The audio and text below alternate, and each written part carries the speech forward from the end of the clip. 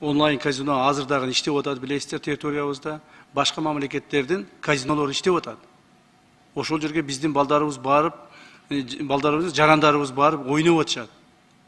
Мына алардын серверлери Казакстанда, Россияда, башка бүт эле мамлекеттерде. Мына азыр эгерде биз ушул мыйзам кабыл алына турган болсо, бардык чет өлкөлөрдүн турган серверлер биздин мамлекетте онлайн казинолордун баарын жапканга мүмкүнчүлүгү түзүлөт. Биздин мамлекеттен өзүнөн лицензия алып, ушул жерде гана түзүлгөн баягы онлайн казинолор иштейт. Ага дагы жана Акылбек Сөмекчи айткандай, биздин жарандарыбыз биздин паспорттор менен регистрация боло албайт, жана алып кирип ойной албайт. Андан сырткары казино боюнча, казиного мына айтып атпайсыңар, ким гарантия берет? Ошол кыргыздар кирип ойной албайт дегенне. Буга мыйзам гарантия берет. Адам гарантия бере албайт. Сиздер кабыл алган мыйзам гарантия берет. Ошол мыйзамды аткара турган мына биз Кудай буйрса аткарганга аракет кылабыз. Көпчүлүк депутаттар айтып атышат, туура айтып атасыздар, ыйманды айтып атасыздар, динди кошуп айтып атасыздар.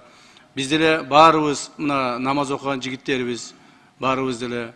Бирок ошо ыйман деген жигиттердин деле мен билемин, маалыматым бар, кандай иштерди аткарып жүргөнүңөрдү. Так. Кайсыл обменкада иштеп атканыңарды, обменкадан кандай проценттерди берип атканыңарды, ыйман деп коюп туруп, кайсыл жерде канча акчаны каерге апарып берип атканыңарды, баардыгы документальный баардыгы бар. Ошондуктан, урматтуу туугандар, саясат кылбастан мамлекеттеги элибизди, журтубузду багып алганга аракет кылышыбыз керек. Мына ыйман дегендер, казино жаман дегендер, казиного барып, казинодон чыкпай күнү-түнү жаткандар бар. Күнү-түнү жаткандар болгон. Мына баарыбыз билебиз ал депутаттарды. Ушер туруп алып айтып атат мына сүйлөп. Ошол жерде банкрот болуп, чыга албай казинода калып кеткен адамдарды алып чыккан адамдар бул жерде отурасыңар. Ошондуктан, урматтуу депутаттар, ушул нерсени саясатташтырардын алдында жакшынакай бир ойлоп алышыңар керек.